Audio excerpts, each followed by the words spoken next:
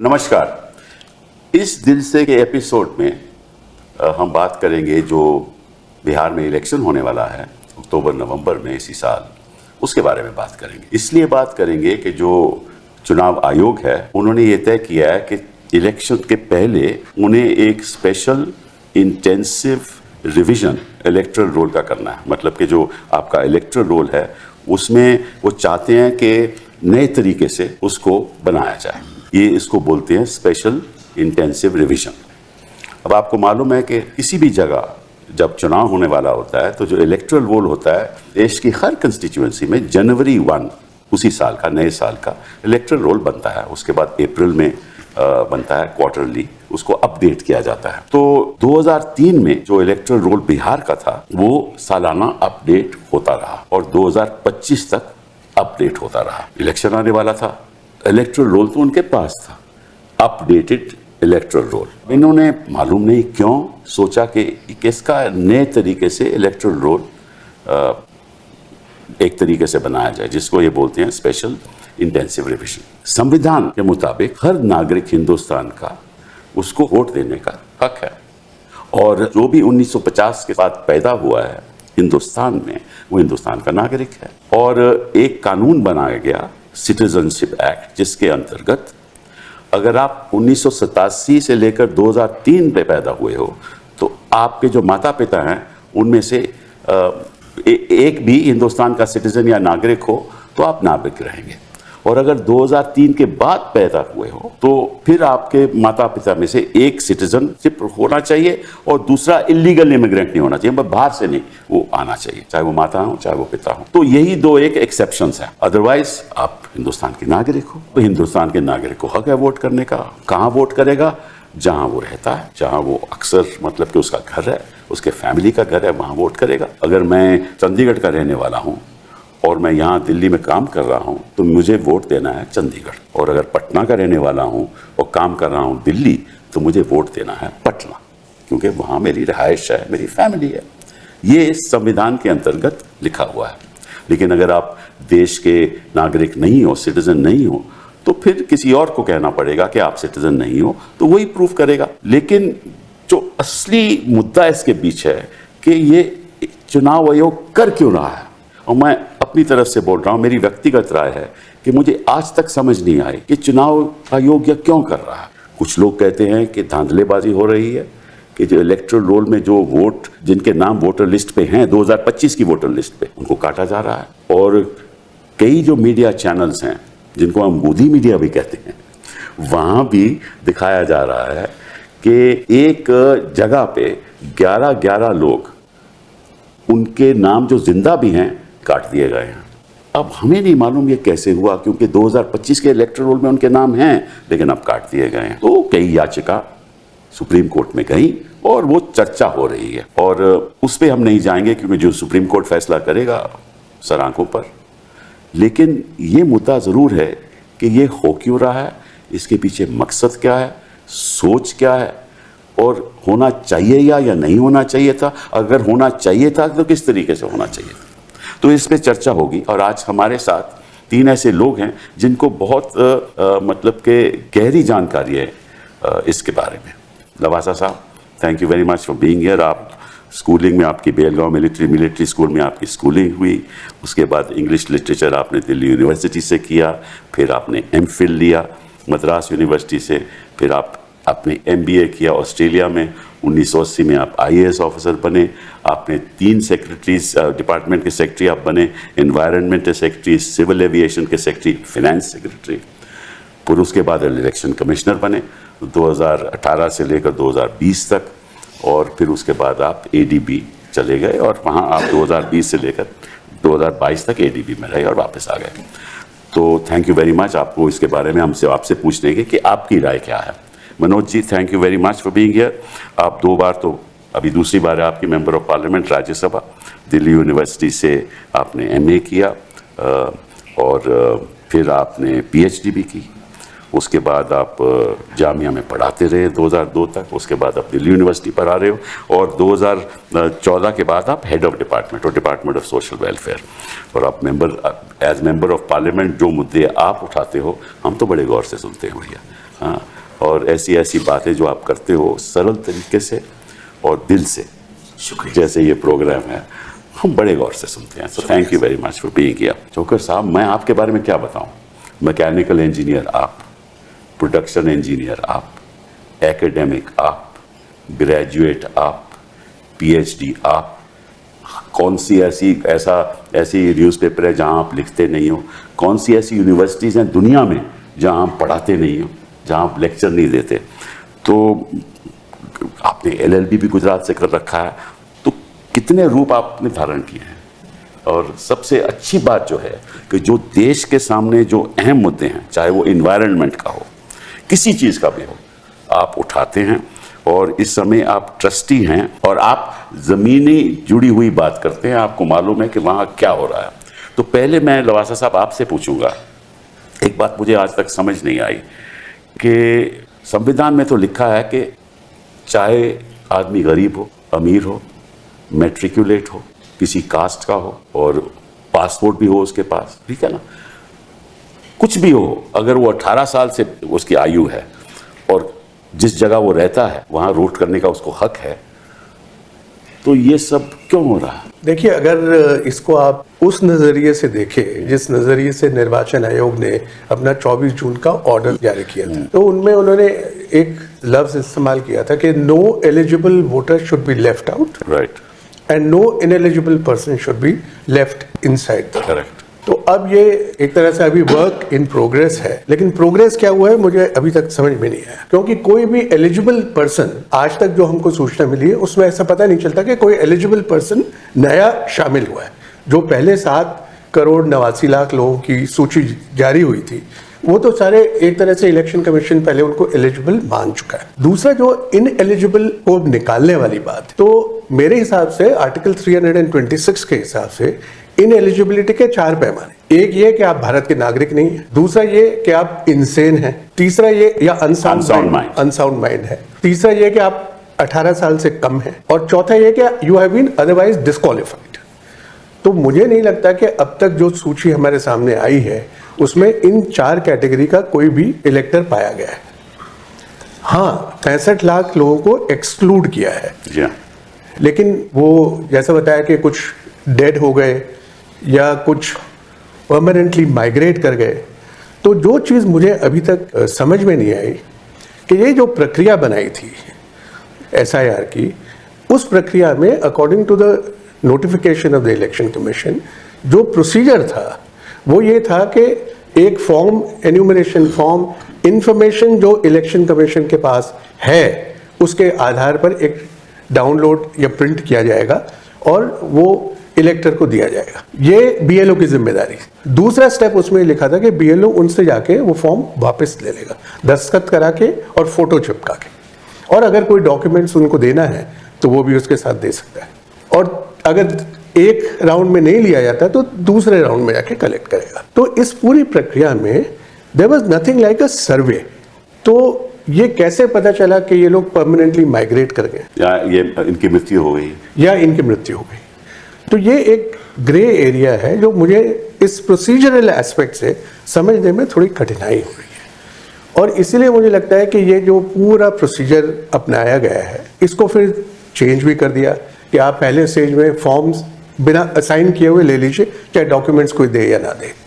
तो जाहिर है कुछ महसूस किया होगा कि भाई बड़ी दिक्कत आ रही है लोगों को, लेकिन अभी भी मैं ये देखता हूँ कि जो स्टेटिस्टिक्स पब्लिक डोमेन में दी जाती है, जैसे पहले इलेक्शन कमीशन रोज एक प्रेस रिलीज देता था कि आज हमारे पास इतने फॉर्म साइन होके आ गए, इतने हमने अपलोड कर दिए।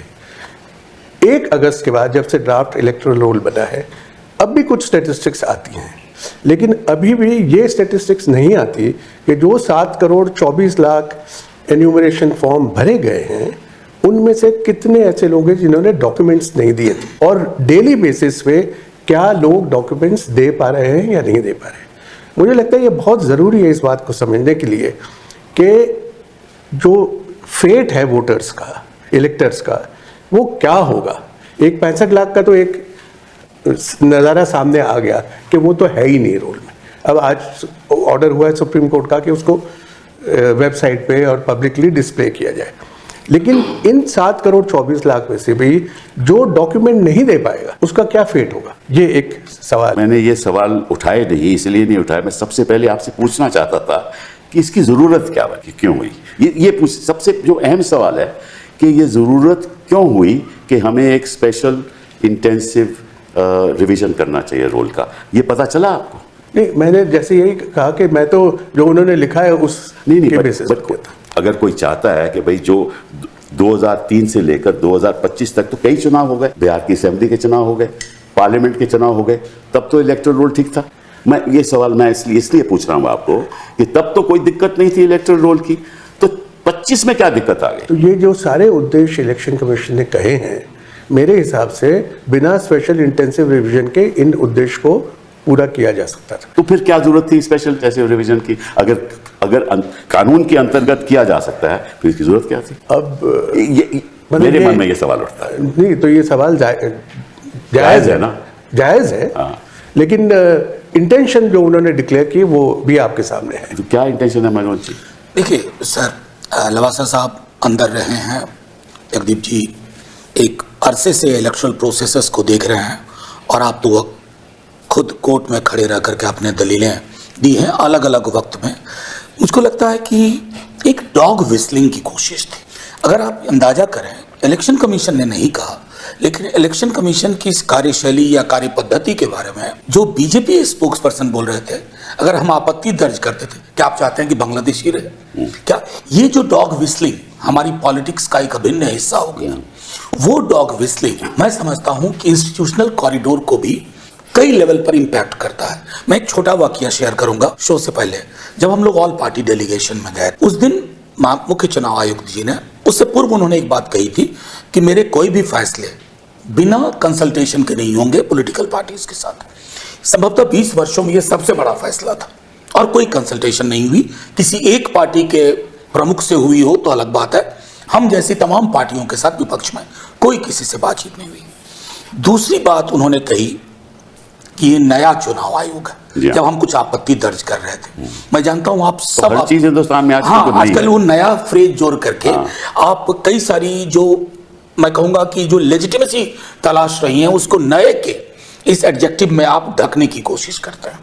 तीसरी चीज मैं कहूं कि एक अवसर पर उन्होंने कहा, खुद मुख्य चुनाव आयुक्त ने, कि क्या यह सच नहीं है कि 20% लोग बिहार के बाहर काम करते हैं?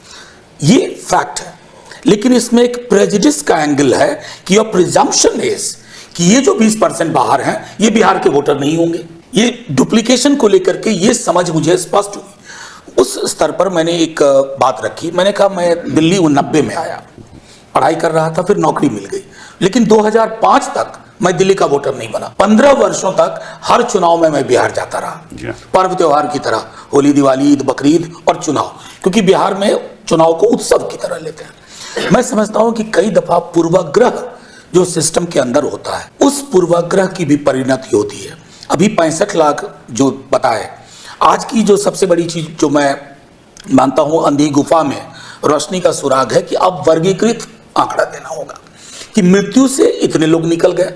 अब मृत्यु के लिए भी, क्योंकि आपने खुद देखा कि कोर्ट में मरे हुए लोग आ गए थे, तो ये तो उस दिन तो 2-3 थे, ये संख्या ज्यादा भी हो सकती है। शिफ्टेड, परमानेंटली शिफ्टेड, आपको ये दस्तावेज कौन सा मिला कि दे आर परमानेंटली शिफ्टेड? कहीं ऐसा तो नहीं कि जो उस मीटिंग में प्रिजम्पशन था, पूर्वाग्रह वाला प्रिजम्पशन, कहीं वो प्रिजम्पशन फैक्ट को तो कलर नहीं कर रहा। सिमिलरली डुप्लीकेशन को लेकर के कि जो वहां भी वोटर है उसका क्या प्रमाण है? आप 2 EPIC नंबर लगा देते इस आंकड़े के सामने, इनका एक EPIC वाराणसी का है और एक सासाराम का है। तो मैं समझता हूं कि ये सारी चीजें अगर हम देखें, संभवतः चुनाव आयोग का ये फैसला अपना नहीं था, मेरा मानना है। एक चीज मैं जरूर कहूंगा सर, इस कपिल सर, इस प्रक्रिया में, कि सबसे बड़ी चीज है कि 2003 का जो SIR हुआ, मैंने बड़ी कोशिश की आर्काइव में जाकर के कि उसके बारे में पता करूं कि किस किस ने आपत्ति की थी। सरकार अटल जी की थी यहाँ, और मुझे एक प्रमाण दस्तावेज नहीं मिला। ये आराम से हो गया जो लवासा साहब बता रहे थे। इसको मैं समझता हूं कि बड़े पोस्टर इसके बनवाए गए क्योंकि निहितार्थ कुछ और था। डॉग विस्लिंग की कोशिश थी, पोलराइजेशन हो जाए, क्योंकि ये हर चीज में पोलराइजेशन की कोशिश करते हैं। पोलराइजेशन क्यों बार बार आकर के BJP spokes person, top ministers कह रहे थे कि तेजस्वी या राहुल जी ऐसा कह रहे हैं, do you want Bangladeshi in your electoral rule? Nobody ठीक है, वांट्स दैट। वही ठीक है। उसी संदर्भ में सवाल पूछना चाहता हूं। चौगर साहब, आप बताइए कि चलिए मान लीजिए कि बांग्लादेशी आ गए, मान लीजिए, अब कितने आए ये तो कोई नहीं बताता, कब आए ये भी कोई नहीं बताता, कैसे आए ये भी नहीं कोई बताता, चुनाव आयोग को भी नहीं मालूम इस बात का। अगर मालूम होता तो हमें बता देते। तो इसका मतलब ये हुआ कि ये जो स्पेशल इंटेंसिव रिवीजन है, इसके पीछे ये सोच थी कि हम पॉलिटिकल नैरेटिव पेश करें कि बांग्लादेशी आए हैं, इसकी वजह से हम कर रहे हैं, हालांकि किसी को मालूम नहीं कि कितने बांग्लादेशी आए हैं। क्या यही इसके पीछे जो सोच थी? इसके पीछे सोच क्या थी मैं नहीं जानता। मैं ये जानता हूं कि जो 24 जून के नोटिफिकेशन का लवासा साहब ने जिक्र किया, उसमें 5 कारण लिखे हुए थे। अर्बनाइजेशन, एजुकेशन, माइग्रेशन, कुछ और एक था, और एक विदेशी नागरिक। 5 रीजन थे। जी हाँ, ये 5 रीजन तो मेरा अपना ख्याल है 2003 से पहले से चले आ रहे हैं। जी हाँ, ये कोई जून 2025 में तो नहीं हुए। जी हाँ, और ये जब लोकसभा का चुनाव 2024 में हुआ था, तब भी एक वोटर लिस्ट थी। जी हाँ, उसको जनवरी 2025 में समरी रिवीजन किया गया, जी। वो भी थी, उसमें भी नहीं था। हाँ, तो और अब जो 65 लाख लोगों के नाम काटे गए हैं, जिन पे 3 दिन से झगड़ा हो रहा है, उसमें भी 3 कैटेगरी हैं: मृतक, परमानेंटली माइग्रेटेड और डुप्लीकेट रजिस्ट्रेशन। उसमें कोई बांग्लादेशी तो है नहीं। तभी तो कह रहा हूँ। वो मैं उसी का जवाब दे रहा हूँ कि बांग्लादेशी अभी तक तो कोई नहीं मिला। और मैं समझता हूँ अगर अब तक नहीं मिला तो अगर भगवान की मर्जी है अगले कल परसों में मिल भी सकता है, लेकिन मुझे इसका कोई लॉजिकल रीजन नहीं मैं ढूंढ सकता, सिवाय इसके कि देयर इज अ पॉसिबिलिटी कि पहले हुआ कि वोट जोड़ो, उसके बाद कुछ और हुआ, फिर कुछ और हुआ। मल्टीपल चीज़ें हो रही हैं जो इलेक्शन कमीशन कर रहा है। मैं इलेक्शन कमीशन जो काम करता है उसको किसी पॉलिटिकल पार्टी से नहीं जोड़ता। जी हाँ। क्योंकि मैं पॉलिटिकली बिल्कुल न्यूट्रल तो अलग बात है, मैं तो बहुत दूर हूँ उससे। सही बात है। मैं सब पॉलिटिकल पार्टियों से मुझे गिला है। इलेक्शन कमीशन तरह तरह के एक्सपेरिमेंट कर रहा है, और उस सीरीज में ये एक और एक्सपेरिमेंट है कि कैसे किसी ने, मैंने टीवी पे सुना, ये कहा कि अब तक तो सुनते आए थे कि वोटर, जनता सरकार चुनती है, अब लग रहा है सरकार जनता को चुनेगी कि कौन वोट कर सकता है। तो ये ओनर्स जो शिफ्ट हुआ है, ये कई तरीके से शिफ्ट हुआ है। आपको ये साबित करना पड़ेगा कि आप नागरिक हैं, आपको वोटर के रजिस्टर होने का अधिकार है, लेकिन आपको ये अधिकार मिलेगा कि नहीं मिलेगा ये ERO या AERO चूज करेगा। वो मैंने कहीं किसी आपके सीनियर से पूछा था कि ERO किस लेवल का होता है, मैंने कहा BDO होता है, उसने कहा तहसीलदार होता है। अब जो भी है, लेकिन क्या उस लेवल के सरकारी अफसर को ये तय करने का अधिकार है कि आप वोट दें या ना दें? जी हाँ। तो ये जो बात है, ये मेरे ख्याल में इलेक्शन कमीशन का एक ओवर स्टेपिंग है। और मैं इलेक्शन के बारे में, मेरा एक आर्टिकल आज फ्रंटलाइन में छपा है, वो ऑब्वियसली इलेक्शन कमीशन को अच्छा नहीं लगेगा, लेकिन इलेक्शन कमीशन को एक गलतफहमी हो गई है। With due respect sir, election commission बनाया इसलिए गया था कि नागरिकों को मत डालने का अधिकार है, मताधिकार है। उस मताधिकार को कैसे इम्प्लीमेंट किया जाए वो फैसिलिटेट करने के लिए सुकुमार सेन ने, जो पहले CEC थे, उन्होंने सिंबल का इजाद इसीलिए किया था कि अनपढ़ लोग हैं, पढ़ नहीं सकते, तो सिंबल बना दो। तो वोटर्स को वोट डालना आसान करना था। अंग्रेजी में इसको कहते हैं election commission is a service organisation, it is not an enforcement agency. लेकिन ओवर द ईयर जब लवासा साहब भी इलेक्शन कमिश्नर थे, मैं इनके दफ्तर में पहली बार वहीं इनसे मिला था, तो इलेक्शन कमीशन का एटीट्यूड था कि हम लोगों की कैसे मदद कर सकते हैं कि वो अपना वोट डाल सके, सही से डाल सके, बिना किसी दबाव के डाल सके। Inclusive exercise. बिल्कुल। और हमारे बहुत झगड़े हुए इलेक्शन कमीशन से, क्योंकि हम भी यही कर रहे थे। हम उस वक्त कह रहे थे क्रिमिनल्स को बाहर निकालो, वो तो खैर अभी भी कह रहे हैं, लेकिन वो बढ़ते जा रहे हैं, वो दूसरी बात है। तो इलेक्शन कमीशन का एटीट्यूड कुछ बदल गया है। उनका जो मानसिक सोचने का तरीका है वो ये हो गया कि हम एनफोर्समेंट एजेंसी हैं और हमें इलेक्शन के बारे में सब पता है, किसी और को कुछ पता नहीं है। और मैं एक कदम आगे जाऊंगा, माफ कीजिए लंबा हो गया, कि उन्हें पता है और पॉलिटिकल पार्टियों को पता है। नागरिक तो कुछ है ही नहीं, हमने जब ये 65 लाख की जो ब्रेकअप मांगा हुआ, हमारी इंटरवेंशन एप्लीकेशन है वो, उसमें लिख के दिया है कि हमें पॉलिटिकल पार्टियों को भी देने के लिए कोई कानून नहीं है, लेकिन हम अपने फराख दिल हैं कि हमने पॉलिटिकल पार्टियों को दे दिया। आप कौन होते हैं? नागरिक does not exist seemingly in the vocabulary of the election commission, जबकि नागरिकों की वजह से ही इलेक्शन कमीशन है और नागरिकों को इलेक्शन कमीशन अकाउंटेबल है थ्रू द कॉन्स्टिट्यूशन। बट वो पॉलिटिकल पार्टी तो अगेन पॉलिटिकल पार्टियों को बड़ा चढ़ाता है इलेक्शन कमीशन, नागरिकों को बिल्कुल बात करने को तैयार नहीं। एक बार याद आई कि आज ही एडीआर के संदर्भ में एक बहुत ही अशोभनीय टिप्पणी कर दी मैं वो लिख के लाया हूँ। हाँ। मतलब इससे भी पता चलता है कि what is transpiring. Election commission के वकील ने कहा, आपने भी सुना होगा कि we are concern with the voter, we do not want ADR to be doing data mining sitting in Delhi. ये डेटा माइनिंग तो सारी इन पिटीशन में एडीआर ने की नहीं है, दूसरे लोग कर रहे हैं।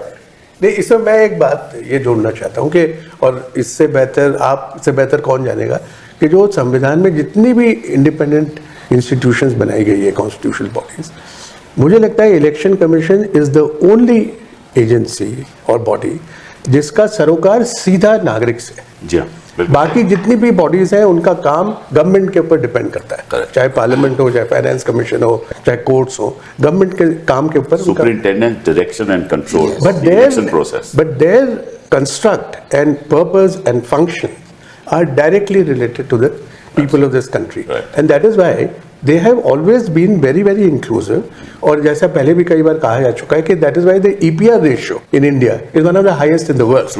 क्योंकि वो चाहते हैं कि भाई कोई भी मत छोड़ो।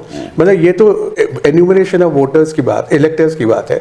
वोट डलवाते वक्त भी आपने देखा होगा कई किस्से हैं कि एक एक वोटर के लिए कहाँ पोलिंग स्टेशन बनाए गए। तो मंशा हमेशा से और तरीका भी यही रहा है कि भाई सबको इंक्लूड करके साथ ले चलो। एक बात मैं और कहना चाहता हूँ जो थोड़ा मुझे आश्चर्यचकित करती है, इलेक्शन कमीशन हमेशा प्रोसीजर्स में बड़ा स्ट्रांग रहता है। वो हर चीज को बहुत सोच समझ के लोगों से सलाह मशवरा करके और फिर प्रोसीजर्स इजाद करता है। और तभी आप इनके जितने SOPs देखें तो वो SOPs बहुत इलेबोरेट है और उनको रिपीटेड ट्रेनिंग के जरिए जो ऑफिशियल्स हैं उनमें ड्रिल किया जाता है कि भाई आपको लिफाफा ऐसे खोलना है, ऐसे मोड़ना है, वगैरह वगैरह। तो ये जो इस बार प्रोसीजर अपनाया है इसमें कई चीज़ें ऐसी हैं जो संशय या सवाल पैदा करती है। जैसे उसमें लिखा हुआ है कि 25 जुलाई तक जो एन्यूमरेशन फॉर्म दिए जाएंगे उसमें BLO रिकमेंड करेगा और जो BLO रिकमेंड नहीं करेगा उसको AERO स्क्रूटिनाइज करेगा। ये प्रक्रिया according to the election commission किस आधार पे रेकमेंड करेगा? मैं वही कह रहा हूँ 26 जुलाई तक ये पूरी करनी थी। ये पूरी प्रोसीजर 26 जुलाई तक करनी थी। लेकिन रिकमेंडेशन का मतलब क्या है? Positive, negative, on what basis will he recommend, on what basis he will not recommend, and then what, how will the AERO scrutinise, वो क्या चीज अपने जहन में रखेगा? तो ये कुछ भी क्लियर नहीं हुआ। तो इसलिए मुझे लगा कि ये सारी चीज़ों के बारे में थोड़ी शायद हड़बड़ाहट और जल्दबाजी हुई। आपने इन्यूमरेशन फॉर्म का जिक्र किया था, मैं ज़रूर हट के आपसे बात पूछना चाहता हूँ कि इन्होंने कहा कि अगर आपके पास ये 11 डॉक्यूमेंट है, इन्होंने 11 डॉक्यूमेंट को बताया है, अगर आपके पास वो डॉक्यूमेंट हैं तो आपको हक है वोट करने का। अब मैं आपसे पूछना चाहता हूँ कि दो ही आधार पे हम वोट कर सकते हैं, हम नागरिक हैं और हम उस जगह रहते हैं, तो फिर ये मैट्रिकुलेशन सर्टिफिकेट, ये पासपोर्ट, ये पेंशन का मिलना, ये हाउस अलॉटमेंट होना, इसका तो संविधान से कोई ताल्लुक नहीं है। ये क्यों हो रहा है? ये क्यों हो रहा है? मुझे लगता है कि इसको दो अलग तरीके से देखना चाहिए। जो eligibility to be a elector, वो तो आर्टिकल 326 बता देता है कि अगर आप ये पैमाना पूरा करते हैं आप एलिजिबल। वो सेक्शन 19 ऑफ द 1950 एक्ट कहता है कि अगर आप उस जगह रहते हो और आप नागरिक हो तो आप वोट करोगे। I am coming to that. That is eligibility to be enrolled as an elector. Correct. But आप कहाँ वोट करेंगे? That's right. उसमें ऑर्डिनरी रेसिडेंस का एंगल है और ऑर्डिनरी रेसिडेंस को इस्टेब्लिश करने के लिए अलग अलग तरीके हैं जो कि अपनाए जाते हैं। अब इन्होंने कहा आपका बर्थ सर्टिफिकेट होना चाहिए। लाखों करोड़ों लोगों के पास बर्थ सर्टिफिकेट नहीं है हिंदुस्तान में, तो ये क्यों इन्होंने रखा 11 डॉक्यूमेंट में बर्थ सर्टिफिकेट लाओ? तो मैं आपसे यही पूछ रहा हूं, इस 11 डॉक्यूमेंट का मकसद क्या है? ये मुझे आज तक समझ नहीं आया। मैं कोर्ट की बहस में नहीं जा रहा। मैं आपसे एक एक्सट्रीम सवाल पूछता हूं कि अगर कोई शख्स इस देश में पैदा हुआ है और वो बिल्कुल अनपढ़ है, हाँ बिल्कुल, उसको सरकार की किसी स्कीम में कुछ नहीं लेना देना, क्या वो वोट नहीं दे सकता? तो 11 डॉक्यूमेंट में नहीं आएगा तो कैसे वोट देगा? उसका जमीन भी नहीं है। हाँ बस, कैसे वोट देगा फिर? तो इसका मतलब ये 11 डॉक्यूमेंट संविधान के इनफैक्ट विरुद्ध हैं। मतलब कि ये 11 डॉक्यूमेंट्स का कोई ताल्लुक नहीं है वोट देने। नहीं, मैं ये तो नहीं कहूंगा, लेकिन ये जरूर है कि शुरू से जो आप फर्स्ट टाइम वोटर है, आप सिर्फ एक अंडरटेकिंग देते हैं कि मैं इस अरे वो तो देश मेरी के सेल्फ डिक्लेरेशन है। That's what I'm saying. That is what I'm saying कि मैं नागरिक हूं, वो माना जाएगा जब तक कोई और नहीं बताएगा कि आप नागरिक नहीं हो, और बर्डन ऑफ प्रूफ उसके ऊपर रहेगा। इसलिए मैं पूछ रहा हूं, ये 11 डॉक्यूमेंट एक एक गिन लो, इसका क्या लेना देना है इलेक्शन एक्टर से? एलिजिबिलिटी से मुझे लगता है कोई लेना देना नहीं, फिर क्यों मांग रहे हैं ये? मैं बताता हूँ क्यों मांग। आप बता दीजिए। ये एक्सक्लूजनरी डॉक्यूमेंट को लिस्ट से निकाल सकते हैं। तो मतलब अगर मेरे पास मैट्रिकुलेशन नहीं है, मैट्रिकुलेशन ले लीजिए, तो मैं गरीब आदमी हूं, मेरे पास कुछ नहीं है, मैं वोट नहीं दे सकता? नहीं, मैट्रिकुलेशन को लेके ही चलिए। मैंने अपनी जिंदगी में, क्योंकि मैं एजुकेशन सेक्टर में 25-30 साल रहा, मैंने लाखों मैट्रिकुलेशन सर्टिफिकेट देखे। उसमें सिर्फ डेट ऑफ बर्थ होती है, प्लेस ऑफ बर्थ नहीं होती। जबकि रिक्वायरमेंट जो एलिजिबिलिटी कंडीशन में है, उसमें name and place of birth आपकी, आपके माता की, आपके पिता की। तो मैट्रिकुलेशन सर्टिफिकेट आपने उस लिस्ट में रखा क्यों है? जो वो काम नहीं करता जो आप उससे करवाना चाहते हैं। मैं इसलिए बता रहा हूं कि आपने जो कहा ना कि ये 24 जून का जो 19 पन्ने का नोटिफिकेशन है, उसमें इतनी इंटरनल कॉन्ट्रडिक्शंस हैं, बहुत ज्यादा इंटरनल। एक पैराग्राफ में कुछ है, दूसरे में कुछ है। एक पैराग्राफ में लिखा है कि because the technology allows we will now upload all the enumeration forms on the ECI net. अगले सेंटेंस में लिखा है they will be accessible only to people authorised by the election commission. तो एक सेंटेंस में कह रहे हैं ट्रांसपेरेंसी कर रहे हैं, दूसरे में कर रहे हैं कि हम अथॉरिटी देंगे। दो consecutive sentences are mutually contradictory. उसमें ऐसे बहुत इंस्टेंसेस है। I was shocked. मैं भी समझता हूं आप जो कह रहे हैं इलेक्शन कमीशन नहीं है, और मैं तो इलेक्शन कमीशन में जो कुछ परमानेंट लोग हैं उनको ही जानता था पहले जमाने में। यू आर राइट, वो हर चीज को इतनी डिटेल में करते हैं कि इट इज पेनफुल। ये तो किसी ने बैठ के 2 दिन में या 1 दिन में चलो बना दो जो मर्जी, और ऐसी सी चीजें लिखी हैं जिनका रियलिटी से कोई ताल्लुक ही नहीं। मनोज जी, मैं आपसे पूछना चाहता हूँ एक छोटी सी बात कि भाई आपकी शादी हो गई, जो आपकी बीवी है वो किसी और कंस्टिट्यूएंसी के उसके माता पिता है, ठीक है ना, या स्टेट के बाहर भी है, दिल्ली में है, हाँ, तो वो बेचारी क्या करेगी? वो कहाँ से लाएगी सर्टिफिकेट? सर देखिए, आप मुझे बताइए कैसे होगा? नहीं सर, ये मैं समझता हूं ना कि ये प्लान्ड क्योस था। This chaos was deliberately created, not with the intent of including people, but with the intention of excluding people. मैं आपको बताऊं, हमने ये कहा भी था कि ये 11 दस्तावेज, क्या चुनाव आयोग ने कोई अध्ययन करवाया? इन दस्तावेजों से ही एलिजिबिलिटी प्रामाणिक होती है। ये तो कॉन्स्टिट्यूशन के खिलाफ है मेरे हिसाब से। बिल्कुल, मतलब जो संविधान की जो अवधारणा आप या लवासा साहब कह रहे थे, उस अवधारणा के चरित्र उसके खिलाफ जाता है, नंबर 1। दूसरा, जो वर्किंग स्टाइल में कहूं चुनाव आयोग का, मैंने इतने चुनाव आयुक्त देखे इंक्लूडिंग लवासा साहब, मीटिंग्स हुई है, ये आत्ममुग्धता जितनी अभी मैं देख रहा हूं कि सोशल मीडिया में बड़ी सी तस्वीर मिसलीडिंग, मतलब you don't expect your election commission which is a non partisan. Hindustan बदल रहा है, आप समझते नहीं हैं। सर इतना भी ना बदल जाए कि नागरिक ही बाहर हो जाए हिंदुस्तान से। कुछ तो जाहिर है। नहीं, लेकिन सिंपल साहब एक चीज़ और है, मतलब ये तो हमने दस्तावेज की बात की ना, मैं आपको बहुत एलिमेंट्री चीज़ कहना चाहता हूँ कि ये एक ऐसा प्रोसीजर बनाया गया है जिसमें अगर आप थियोरेटिकली 1951 से वोटर है और 2025 तक आप वोटर है, 95 साल के हो सकते हैं, लेकिन मैं अगर आपका वो फॉर्म साइन करके आपको नहीं देता तो आप नहीं, आई एम आउट। नहीं, वो BLO कर देगा ना। BLO कर देगा साइन। मतलब ये ऐसा तो नहीं लिखा हुआ कि BLO कर देगा, लिखा तो नहीं हुआ, लेकिन हुआ तो है। प्रोसीजर ऐसा इजाद हुआ है जो हम कह रहे हैं कि एक्सक्लूजनरी है। मतलब एक clerical process can override a constitutional right. That's the problem. That is the problem.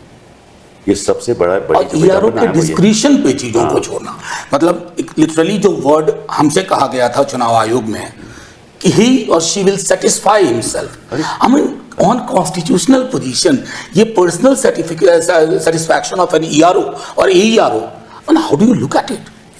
लवाल साहब, एक और 5 सवाल पूछता हूँ। अब आपने बात की कि इन्यूमरेशन फॉर्म भरा जाएगा। अब इस इन्यूमरेशन फॉर्म के भरने में आपको एक वो उदाहरण देना होगा कि मेरे ये 11 में से ये डॉक्यूमेंट है मेरे पास, देना होगा ना। इन्होंने कहा कि इतने इन्यूमरेशन फॉर्म हमारे पास आ गए हैं, लेकिन इन्होंने ये नहीं बताया कि वो कैसे भरे गए हैं, कितने इन्यूमरेशन फॉर्म में जो 11 दस्तावेजों का उल्लेख है उनमें से एक है, और कितने ब्लैंक हैं, ठीक है, ये भी नहीं किसी को पता। तो ये जो बातें हैं ये तो चुनाव आयोग के पास है ना, और उस बेचारे नागरिक को जिससे इन्होंने इन्यूमरेशन फॉर्म कहते हैं लिया है, उस बेचारे को मालूम ही नहीं, क्योंकि इनको रसीद भी नहीं दी गई, रसीद भी नहीं दी गई। तो इसका मतलब वही जो बीएल है वही तय करेगा ना। मतलब कि आप 65 लाख की बात छोड़ दो, जब फाइनल वोटर लिस्ट पब्लिश होगा 30 सितंबर में पब्लिश होगा, तो इसका मतलब ये हुआ कि वो इन्यूमरेशन फॉर्म जो सही तरीके से भरे नहीं हुए वो सब नागरिक बाहर हो जाएंगे। लेकिन सिब्बल साहब, इसको है ना, हमको थोड़ा पर्सपेक्टिव में देखना जी चाहिए हाँ। कि ये जो जितना भी रिवीजन का काम है, चाहे समरी रिवीजन, इंटेंसिव रिवीजन, होता इसी मशीनरी के द्वारा है हमेशा। तो इन्यूमरेशन फॉर्म तो कभी होता नहीं। नहीं, ये एक नया मैं यही इसी की तो बात कर रहा हूँ। सो ये मैं वही कह रहा हूँ कि ये सारा जो काम होता है इलेक्ट्रल रोल बनाने का, रिवाइज करने का, इंटेंसिव, स्पेशल, समरी, व्हाटएवर, करती यही मशीनरी है। लेकिन जब आप अचानक कोई इतनी कॉम्प्रिहेंसिव, बड़ी कॉम्प्रिहेंसिव एक्सरसाइज कर रहे हैं, तो मुझे लगता है उसके लिए तैयारी की बहुत ज़रूरत है।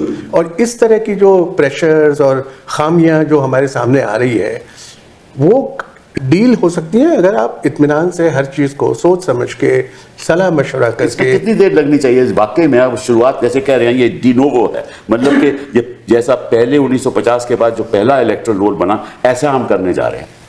इनकी मन कहते तो ये है ना, ठीक है ना। अगर ऐसा होना चाहिए तो कितने अरसे में ये बात होनी चाहिए? मतलब कि 6 महीने, 1 साल पहले, 2 साल पहले? नहीं, मुझे लगता है जैसे जून में इन्होंने ये कहा कि हम सारे देश में करेंगे। हाँ, करेक्ट। और अब बाकी स्टेट्स का कहा है 1 जनवरी नेक्स्ट बंगाल में शुरू हो गया। तो 1 जनवरी नेक्स्ट ईयर से जी करेंगे। हाँ। तो 6 महीना एक समय है जिसके अंदर आप तैयारी कर सकते हैं। आप लोगों को बताइए कि भाई हम आपसे ये उम्मीद करते हैं कि आप ये दस्तावेज हमको देंगे, और अब आपके पास इतना समय तो है। उसमें हाउस टू हाउस सर्वे होगा अगर नए तरीके से आप इलेक्ट्रल रोल। मतलब हमेशा से तो हाउस टू हाउस सर्वे ही होता है ना, और मशीनरी जाती है लोगों के तो पास। इसका मतलब हुआ कि जो इलेक्ट्रल रोल 2025 के है इनके पास है, ये हाउस टू हाउस गए होंगे। इस बार तो प्रोसीजर में नहीं था ना, लेकिन जो जो कहते हैं हमने इंक्वायरी की, कैसे इनको पता चला कि इतने लोग मरे हुए हैं? मैं आपसे वही अर्ज कर रहा हूँ। शुरू में मैंने यही अर्ज किया कि उस प्रोसीजर में ये नहीं लिखा कि BLO will arrive at a conclusion or give a finding based on his survey. वो ये नहीं लिखा। तो then ये हाँ सर, ये कब फाइनल लिस्ट आने वाली है? 30 सितंबर। हाँ। And I am very sure उससे 1 हफ्ता पहले या 30 के आसपास इलेक्शन नोटिफिकेशन होगा बिहार का। Just look at the timing. अगर उसमें ऑब्जेक्शन है, कहाँ जाएंगे? Those who are not included, what will they do? नहीं, वो तो फिर एक प्रोसीजर होता है ना, ये तो कानून के अंदर लिखा हुआ है। लेकिन अक्टूबर के महीने में फ्रीज हो जाएगा लिस्ट। नहीं, इनका जो सवाल है मनोज जी का कि 30 सितंबर को इलेक्टोरल रोल फ्रीज हो जाएगा। बिल्कुल। और अगर 29 सितंबर को इलेक्शन का नोटिफिकेशन हो गया, then supreme court can not intervene. वो तो मुझे मालूम है ना, वही मैं कह वही कह रहे हैं। उसमें फिर पोटेंशियल डिसएनफ्रेंचाइजमेंट ऐसा नहीं होगा, ऐसा नहीं होगा ना। जब तक आपका फ्रीज नहीं होगा तब तक कोई नोटिफिकेशन नहीं होगा। इलेक्शन कमिश्नर ही तो नोटिफिकेशन देना है, वो नहीं हो सकता। नहीं, चलिए वो that's an academic thing. I don't think बहुत सी चीजें हो गई हैं जो हम सोचते थे नहीं हो सकती। और आपने जो कहा ना वो कि on what basis with the satisfaction, वो ये मेरे पास उसका एक्सेप्ट है, period of claims and objections, item 5B, in case ERO/AERO doubts the eligibility of the proposed elector, in parentheses, due to non-submission of requisite documents और otherwise, ये otherwise जो है, this is all inclusive Open. Clause. Open They'll say doubtful. नहीं, कुछ नहीं, otherwise they will doubt, then he or she will start a suo motu inquiry, issue notice to such proposed elector as to why his or her name should not be deleted based on field inquiry documentation or otherwise. ERO shall decide on the inclusion of the proposed electors in the final elector rolls. आगे सुनिए, in each such case AERO shall also pass a speaking order. Also, और ये मैंने लाल में रख रखा है, EROs will refer cases of suspected foreign nationals to the competent authority under the Citizenship Act 1955. For these purposes, AERO shall exercise ERO's powers independently under so and so. इसमें जो most serious बात यह है कि वो कहेगा doubtful, किस आधार पे कहेगा डाउटफुल, Otherwise, वो तो किसी को मालूम नहीं। नहीं, अदरवाइज का भी तो कोई तो अपील कैसे कोई करेगा, तो there is a process also ना, कि अगर ये फैसला करेगा उसकी अपील होगी, अपील का हक होगा, तो वो अपील तो हो ही नहीं सकती जब तक वो बताएगा नहीं कि भाई डाउटफुल क्यों है। ये तो वो बता देगा डाउटफुल, लेकिन उसका नाम फॉरेनर्स में चला जाएगा। नहीं, that is not necessary. It is not necessary, but it may well happen. Unlikely. लेकिन आपके पास एक उदाहरण है, जब असम में डी वोटर्स की लिस्ट बनाई। जी हाँ, वो अलग था, वो तो दैट इज नहीं, मतलब मैं तो एक इसलिए ये एग्जांपल दे रहा हूँ कि अगर आप किसी को इनएलिजिबल घोषित करके निकाल देते हैं तो उसको रीएडमिट कैसे किया जाएगा। जी हाँ। तो जो असम में डी वोटर्स की लिस्ट बनी थी, अब इतने साल बाद किसी को नहीं पता कि उन लोगों का क्या हुआ, वो लोग वापस आए नहीं आए, कितने लोग आए।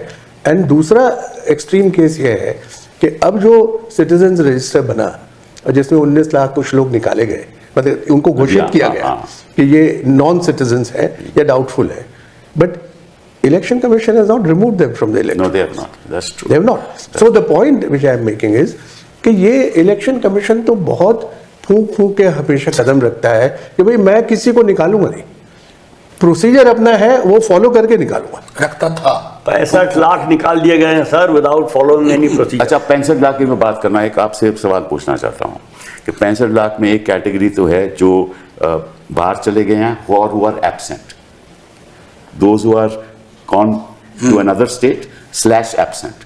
अब हमें ये नहीं मालूम कितने बाहर गए हैं और कितने एब्सेंट हैं। एंड ऑन व्हाट, और एब्सेंट का मतलब क्या हुआ कि मैं सुबह गया हूँ, मैं अपने खेत में गया हूँ, मैंने वहाँ काम किया है, वो किसी ने पूछा है तो बोला कि तू घर पे नहीं है, तो वो तो एब्सेंट हो गया। बिल्कुल, ये किसके कितने लोग ऐसे एब्सेंट हुए हैं, फील्ड रिपोर्ट बाहर गए हैं, किसको मालूम। फील्ड रिपोर्ट ये है कि BLO large number of localities में नहीं गए हैं, जो थोड़ा अवेयर हैं वो बीएलओ को अप्रोच करते हैं, बीएलओ टालता है, आज नहीं कल आना। ये मैं एक छोटा उदाहरण दूंगा यहाँ, अगर आप माइग्रेशन का पैटर्न देखें बिहार से, तो जिनके पास जमीन मूलतः नहीं है, जो भूमिहीन है, वो एक बड़ा चंक, और वो सीजनल आता है। आए यहाँ पंजाब मुंबई गए, कोई काम किया, और फिर कटनी रुपाई के वक्त में बिहार गए। अब उस खास वक्त में वो घर पे नहीं मिला, क्योंकि एक तो अव्वल उसका घर उस रूप में नहीं है, जैसे घर एक मध्यम वर्गीय परिकल्पना है, और आपने उसको कह दिया कि नहीं मिला या शिफ्ट कर दिया। हु रिपोर्टेड, किस दस्तावेज के आधार पर, जो मैं कह रहा था शुरू में, जो मुख्य चुनाव आयोग जी का प्रिजम्पशन था, प्रेजुडिशियल प्रिजम्पशन, कि 20% people of Bihar they are migrated. That's true, that is तो वो प्रिजम्पशन कहीं ना कहीं फ्लॉ वहां है, और वो फ्लॉ मुझको लगता है ये कैटेगरी जो बता रहे हैं शिफ्टेड एब्सेंट। तो एक बार जब आज के डायरेक्शन के आलोक में सारी चीजें आएंगी तो संभवतः पड़ताल और गहन होगी। तो फिर कैसे ये सब तय कैसे होगा लवासा साहब, कैसे कोई तय करेगा कि they were absent, they were not absent, they have shifted out, कितने लोग शिफ्ट किए हैं, इसके बेसिस किसको पता चला है कि कितने लोग शिफ्ट हो गए हैं? ये कोई आंकड़े तो है ही नहीं ना। उन्होंने एक आंकड़ा दे दिया 22 लाख, जो भी दे दिया, फिर उसका कोई बेसिस नहीं है। और अगर आप कहते हैं कि कोई सर्वे नहीं हुआ, आपने कहा ना कि कोई सर्वे नहीं हुआ, फिर पता कैसे? मैंने ये कहा कि उसके अंदर कोई प्रोविजन नहीं था सर्वे करने का। नहीं है ना, तो केवल एन्यूमरेशन फॉर्म करना था। तो अगर सर्वे नहीं हुआ या प्रोविजन नहीं है तो इनको पता कैसे चला? मुझे नहीं मालूम, इसका जवाब मैं नहीं दे सकता। तो यार आपने कहा कि उसमें सर्वे का प्रोविजन नहीं था, उसमें तो सर प्रोविजन रसीद देने का भी था। जो प्रोविजन था वो भी नहीं हुआ, तो जिसका प्रोविजन नहीं था उसके होने का तो हजूर सवाल ही पैदा नहीं होता। तो ये तो बड़ी गंभीर बात है। बिल्कुल गंभीर बात है, और मुझे लगता है थोड़ी अफसोसजनक बात कि चुनाव आयोग और जो चुनाव आयुक्त हैं उनका स्टेटस सुप्रीम कोर्ट के जजेस के बराबर है। तो क्यों चुनाव आयोग ऐसे फैसले करता है जहां कोई और डिसाइड करे कि उनको क्या करना चाहिए? आपको लगता है कि ऐसा हो रहा है? नहीं, मतलब अब सुप्रीम कोर्ट डिसाइड कर रहा है ना, अब द मैटर ये इज बात सुप्रीम मेरे हिसाब से ये मुद्दा कभी कोर्ट जाना ही नहीं चाहिए। This is what I am saying कि जब आपका स्टेटस सुप्रीम कोर्ट के जजेस के बराबर है तो आप ऐसे निर्णय क्यों कर रहे हैं जिनको लोग जाके और चुनौती और मेरे हिसाब से कोई भी इलेक्टोरल रोल आपके पास ऑलरेडी है जो अपडेटेड है 2025 में, आपको गौर करके देखना चाहिए उनमें से कैसे लोग हैं जिनको हम कह सकते हैं कि अब उनको वोट देने का हक नहीं है, चाहे वो उनकी मृत्यु हो गई, चाहे वो कोई और भी रीजन हो, ये तो हम मान सकते हैं। एक चीज बट एक नए सिरे से सर, मैं एक चीज यहाँ इंटरवीन करके, चूंकि संभवतः आप चारों लोगों में से मैं एक व्यक्ति हूं जिनकी इनसे मुलाकात हुई है, नया चुनाव आयोग। सर, मैं एक महत्वपूर्ण, चुनाव आयोग से आम जनता की, पॉलिटिकल पार्टी की इतनी दूरी कभी नहीं थी। जी हाँ, ये बात सही है। It looks appears very distant. और किसी भी डेमोक्रेसी में अगर चुनाव आयोग उसका मनसा वाचा कर्मणा ऐसा लगे कि आप विलग हो लोगों के सरोकार से, अधिकांश चीजें जो इस बीच में हुई हैं इस वजह से हुई हैं कि there is no proper communication. मैं छोटा उदाहरण दूं, जब हम लोग गए थे मिलने तो पहले ये कहा गया कि you are not authorised to represent your party. ये आज तक मैं नहीं जानता हूं, मैं लवासा साहब क्यों? नहीं, आप नहीं हो पार्टी प्रेसिडेंट या व्हाटएवर, ये बाकायदा कहा गया। कांग्रेस के लोगों ने भी इस बात को उठाया, वो बाहर बैठे। हाँ, Really? लोग बाहर बैठे। और ये मतलब इस तरह का रिजिड स्टैंस जिसको मैं अहंकार, ऐसा हमारे साथ तो कभी भी नहीं हुआ। नहीं, मैं बता रहा हूं सर, मैं सांसद नहीं था, एज ए यूनिवर्सिटी प्रोफेसर मैं ईमेल लिखता था, I used to get an audience in election commission. लेकिन इस बार जो हमने देखा तब वो बात पता चलती है जिसका आप कह रहे थे। कहीं ना कहीं लग रहा है कि सर, पृष्ठभूमि में जो फैसले लिए जा रहे हैं उस पृष्ठभूमि के फैसले का असर चुनाव आयोग की कार्यशैली की अग्रभूमि में दिख रहा है। तो इसका मतलब ये हुआ कि किसी तरीके से भी चुनाव जीतना है। हाँ? और साथ इलेक्शन कमीशन का अगर मिल जाए, मैं बेसिकली कहना नहीं चाहता था, मैं सोते नहीं, जागते क्योंकि- भी चंडीगढ़ के मेयर की आंखें, मेयर के चुनाव में आपने देखा उनकी वो आंखें मुझे हॉन्ट करती हैं आज भी, क्योंकि वो आंखें प्रतीक हैं। It's a metaphorical representation where we have reached. क्योंकि ये जो हो रहा है इससे कोई रैशनल तो है ही नहीं। Just to be the devil's advocate, आपने कहा कि ये मामला तो सुप्रीम कोर्ट जाना ही नहीं चाहिए, बिल्कुल नहीं चाहिए। तो इलेक्शन कमीशन कहेगा हम थोड़ी लेके गए, ये लोग हैं जो देश में जाना इसलिए नहीं चाहिए था कि इलेक्शन कमीशन का कर्तव्य है कि हिंदुस्तान का कोई ऐसा नागरिक को ऐसा ना हो कि वो वोट ना दे पाए। वही तो मैंने कहा उनकी मानसिकता में कुछ फर्क हुआ है। जब से लवासा साहब वहां थे, रफली उसी टाइम पीरियड से FIMSS हो, हमने कभी सवाल नहीं पूछा। इलेक्शन कमिश्नर, बट उस वक्त हम पहले ये होता था कि हम हर चीफ इलेक्शन कमिश्नर जो नया आता था, we used to make a courtesy call, क्योंकि हम क्लोजली काम करते थे।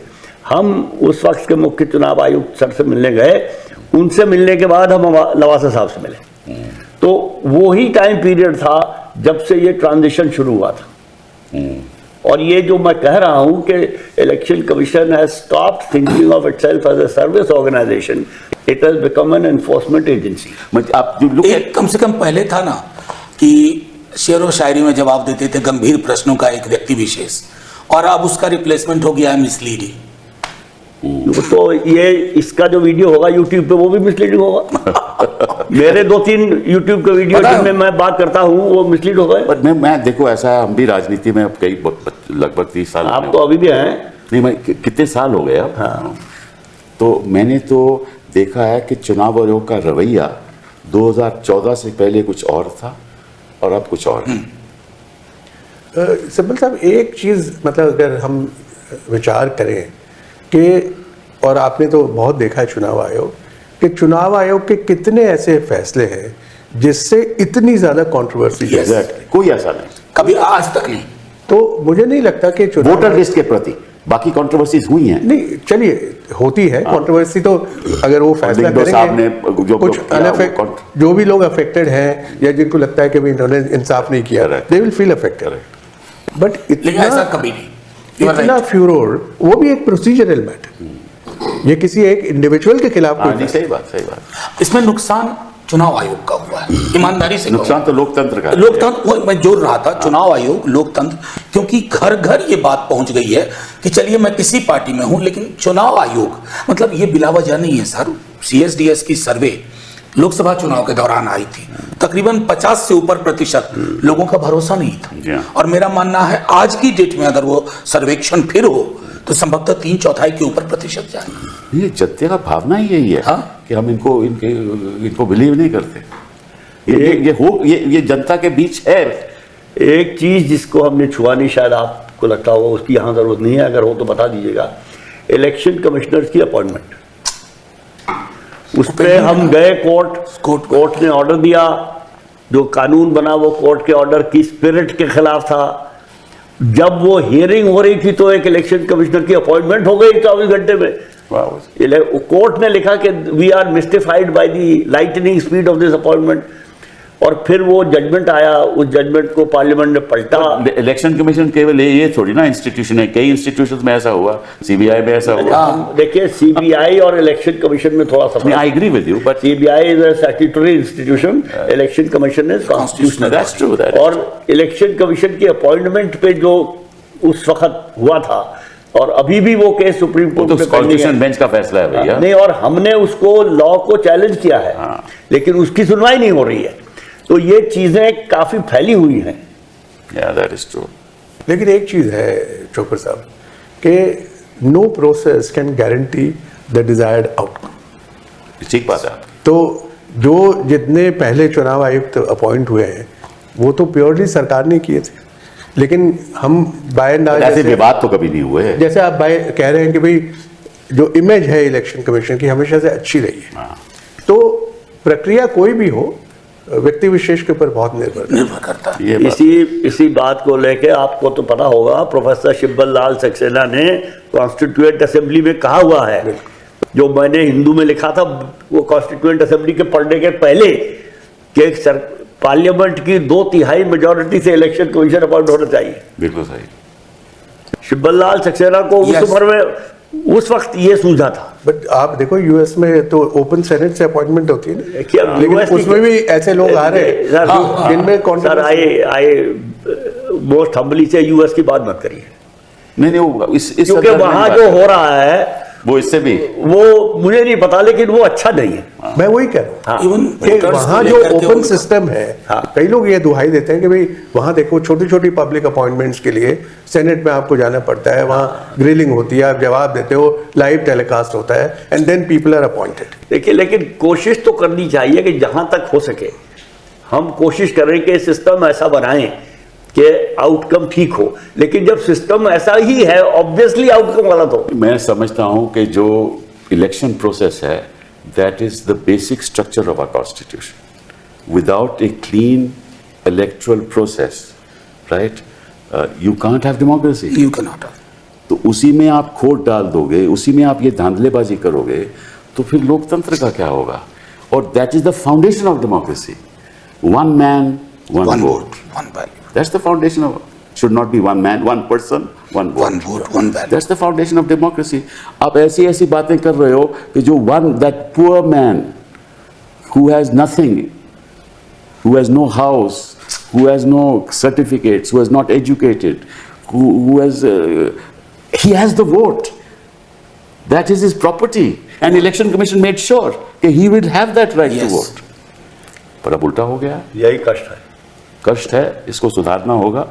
आपका आना बहुत बहुत अच्छा लगा हमें, और ये चर्चा जाएगी, जनता को पता चलेगा कि असलियत क्या है। बहुत बहुत धन्यवाद आपका। Thank you. Thank you.